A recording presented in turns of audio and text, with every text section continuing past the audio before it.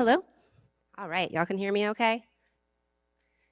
Great. And then, okay, perfect. Slides are up there. Let me just do a quick check. Yes, excellent. Hi, everyone. Welcome. This is No Code OSS Contributions. And there's a QR code on the screen and a link if you'd like to grab the slides and to follow along or to reference after.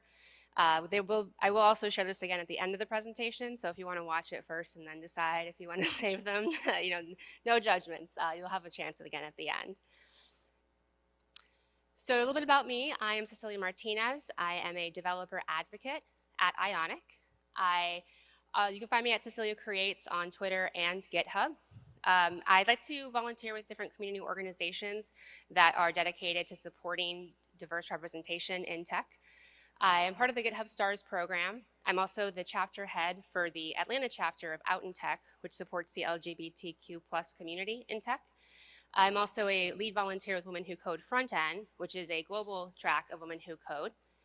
And I have had the pleasure of working during my career on various open source developer tools. Before joining Ionic, I was previously at Cypress, which is an open source software testing framework, and also Replay, which is an open source debugging tool. And I've really found a lot of joy in working in these communities, both professionally, but then also, helping others to be able to make contributions to these types of projects. Kind of on a personal note, and kind of talking about the welcome speech here with these types of events, I am a career switcher. I went to tech later on in my life, and I attended a coding boot camp. And during my boot camp, I was able to attend a few conferences thanks to scholarship tickets. And the ability to be in the same room, in the same place, not just seeing technical content, but interacting with other developers who are in the spaces that I wanted to be in and seeing people like me represented in those spaces really helped me to cement that I was doing the right thing and felt like I belonged there. And so I've really tried to make my career about helping other people feel the same way, feel that they belong in these types of communities. So when we talk about open source, we talk about making people feel welcome. The reason we want to do that is because there's lots of benefits to contributing to open source. And a lot of these are pretty well documented and we're aware of them, but they include things like getting experience with real-world code bases. So if you are a new developer or new to tech, or if you have really only worked on projects before, you can see different implementations of how people solve problems in the real world. You also get a public portfolio of your work. If you only ever worked on closed source projects, or if you're new to the industry, this gives you the opportunity to showcase the type of contributions that you're able to make to a project, and also show that you are able to understand the different components that go into developing software. You also get to collaborate with the community. You get to ask questions, you get to get feedback, you get to talk to others about how you can approach different solutions or problems. And you also get to gain feedback from maintainers. So you get feedback on your code, on how you approach problems, and also learn potentially other ways that you could implement solutions. And last but not least, you also get to improve the OSS ecosystem, right? Many people who contribute to open source are contributing to projects or developer tools that they themselves use, and that's how they first found out about it. So not only are they able to improve the tools that they may use on a day-to-day basis, but they make those tools and projects better for everybody who uses it. There are hurdles, though, to making code contributions specifically, right? We're aware of these. Big one is a lack of documentation. Some contributors will go to a project, maybe they've encountered a bug or they have an idea, but there's not a lot of documentation around how they can actually contribute to that project. Another is developer environment setup. I personally have contributed to a wide variety of open source projects, and sometimes they can take a long time, days, to get the developer environment set up depending on what dependencies are required. Some people may not have specific hardware or software available to them, especially when we start to talk about diverse global communities where they may not have access to the same type of machines and setups and environments that we do. We're starting to see this change a little bit with some cloud dev implementations where you can fork projects and work on them in the cloud. But for those that don't have that option, the developer environment setup can be a hurdle. Another is just limited experience, right? And that could be limited experience with the specific language or framework or implementation that's being used in a project. And then also if there's complex CI, testing, build, deployments, basically anything that could go wrong when you like trigger a PR. I've had, build issues that pop up because I didn't have access to like secret keys as a contributor. I've had tests fail because I didn't change the API endpoint to the mock data. I've had deployments that failed because I wasn't added to the project in Vercel or Netlify or wherever was being used to deploy the project. And if a contributor creates a PR and sees a bunch of like red X's and a bunch of like, this is a mistake, that could turn them off from that experience going forward, right? And as a maintainer too, having to manage all of that can be difficult. Okay, so if we talk about the types of contributions that can be made to OSS projects, let's take a step back and ask a big picture question, right? So what are we building with OSS projects? It's not a trick question, software, right? The answer is software. And so because we're building software, contributions can actually occur anywhere along the software development life cycle, right? So software development life cycle are all the different phases and steps that take place as you're building software. It's not just code, right? So the definition can be a little different depending on your source, but we see things like the analysis phase, could also be called collecting requirements or planning. There's the design phase. There is code, where everyone kind of seems to focus, and that's what people get excited about. It's also testing. I personally am a big advocate for testing. And then there is deployments. And then there's also maintaining, right? There's a lot of maintenance work that has to take place after you deploy a code base. And this is really a loop. This is an iterative cycle that you go through as you continue to build out your software. And so at any one of these steps, people can make contributions to OSS projects. So let's dig in a little bit here and start with the analyze phase. When we talk about the analysis, these are contribution types, could include things like feature request, triaging GitHub issues, and then voting and discussion on how to help maintainers prioritize what features that they want and need to work on next. An example of this is the NuGet proposal process. In their GitHub repository, they have a proposal process that they have people go through to encourage discussion and feedback around new proposals. So before somebody even submits a pull request or creates an issue, they create a proposal, and they encourage as many people as possible to solicit feedback and to add feedback and then to also ask questions before a decision gets made with the proposal. On the design stage, you have things like designing user interfaces, creating UX workflow diagrams, component design, and then even helping to implement and organize design systems.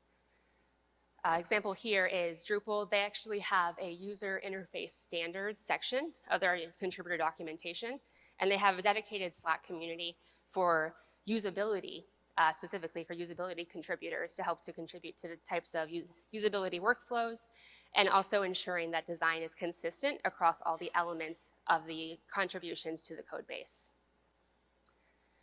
Then we have testing. I personally love testing. Some people do, some people don't. But if we're talking specifically about no-code testing, there's manual Q&A. Whenever there's a new PR, checking out the preview branch maybe and ensuring that it works as expected. You can also generate test code. So this is something where you actually use CodeGen in order to click through a user flow and establish some really easy, simple kind of starter test code flows without actually having to write it yourself. And then also test case management. So when a new feature gets added or a new pull request is approved, ensuring that there's consistent test cases to cover those new functionalities, and also ensuring that existing test cases continue to be covered as changes are made to the code base. An example here is, so Cypress, you can actually use the Cypress Chrome recorder to record a user flow and click through it, and then export it to actual Cypress test code. So even if you don't have experience with a testing framework, you can contribute by just recording the user flow that's outlined in a pull request and then submitting some additional code in order to make sure that that's covered with tests. Playwright also has a CodeGen functionality, and there's a couple others out there as well. And then finally, maintenance. So as maintainers, this is actually obviously probably one of the biggest things that you have to do with your OSS project. And there's a lot of things that people can do to contribute to the maintenance section. It includes user documentation. Documentation is definitely a major place where people can contribute with absolutely no code. So contributing to how new flows work, anytime they run into a problem, how to use the tool, how to use the project, all of that can be contributed via documentation. There's also submitting reproducible bug reports or creating reproductions of existing bug reports. I know that at Cypress, we had to close a lot of GitHub issues because they could not be reproduced. And if you cannot reproduce a bug, then you cannot fix it. That's the first step. So whenever you encounter a bug, if you're able to create a reproducible bug report, or even better, see an existing bug and then recreate it yourself, that can really help maintainers go in and actually end up fixing those bugs.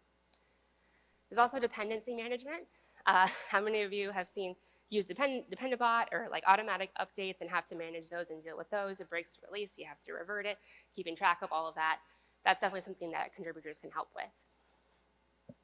Also PR reviews, not necessarily maybe like being the final approver, or you can be eventually, but going in, adding questions, clarifying comments, anything that you see to PRs. Translations and internationalization. And then also accessibility audits. Again, checking out preview branches, using the product anytime that you see accessibility issues if you're using screen reader devices, or if you do color contrast audits, anything that could be helpful to the maintainers. An example here is at Replay. We actually created an issue template for bugs reports that encourage people to create a reproducible bug report using either a video recorder like Loom or using Replay itself. Replay is a browser that allows you to essentially record your bug and then share it via URL so that it's reproducible for the developers. And it comes built in with debugging tools. So you record it once, reproduce it forever. And we created a recording bug reports guide that people can include in their issue template to walk end users through the steps of how to record a reproducible bug report. So Replay is an open source project, and it also is free for open source projects. So this is one of the assets that we set up to help support maintainers. All right, so those are the software development lifecycle stages and the different types of contributions that people can make. Let's take a step back again and ask this question. The answer is not software this time. So what are we building with OSS projects? And the answer here is community, right? It's not just the software that we're developing. When we have open source software projects, we're inherently also building a community. Whether it's intentional or not, it's going to happen. So that means that there can be community contributions as well. These look like contributor documentation. So not end user documentation, but documentation specifically for people who want to contribute to the project. It also looks like forum support. So being able to answer questions or hop into, if you have a forum or a Discord or chat or anything like that, and supporting other users or contributors to the project. It also looks like creating examples and resources, writing blog posts, making videos, sharing tidbits on Twitter about how you got started or overcame a problem. And it also looks like advocacy. So it can be a matter of if people are talking about that project and there's misconceptions, clarifying that. If people have questions about getting started, answering those on social platforms, or even doing talks at events like this about projects that you're passionate about and that you contribute to. All of those are considered contributions that can really help support an OSS project.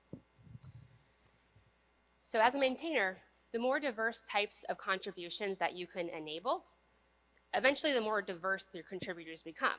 They can come from a wider variety of backgrounds, including professional skills and development styles. And let's focus in on that word enable, because contributor enablement is really important for OSS maintainers to consider. What this looks like is being descriptive and intentional about the types of contributions that you welcome. And so if you are open to documentation, if you are open to design, if you're open to people adding comments to code PRs, like, be descriptive about that and include that in your contributing guide.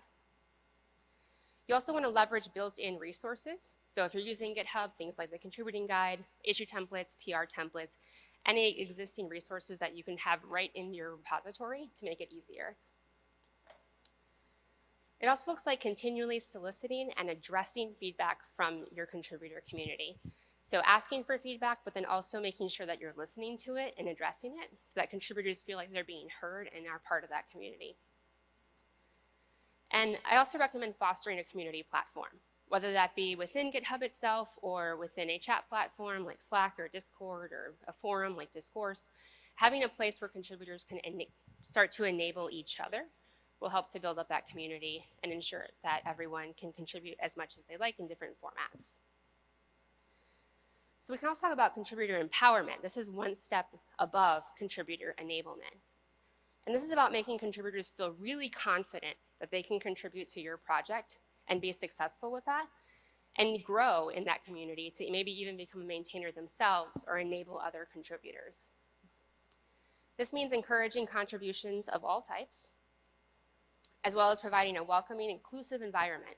This requires you to be very serious about having a clear code of conduct, well-documented processes, and always providing constructive feedback, and enforcing that other people in the community also only ever provide constructive feedback.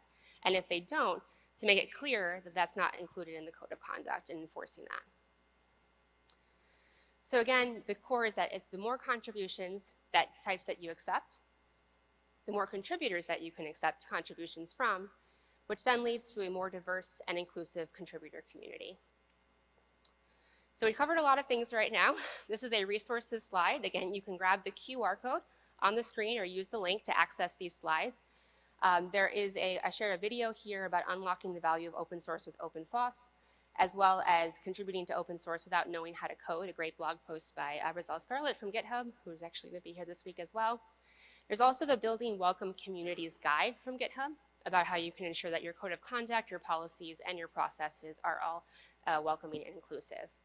I also included a link to the Cypress Chrome recorder for CodeGen and the replay.io/OSS guide, which contains a number of different assets and resources for OSS maintainers, and they're all free and they're all provided open source for replay. So, thank you so much.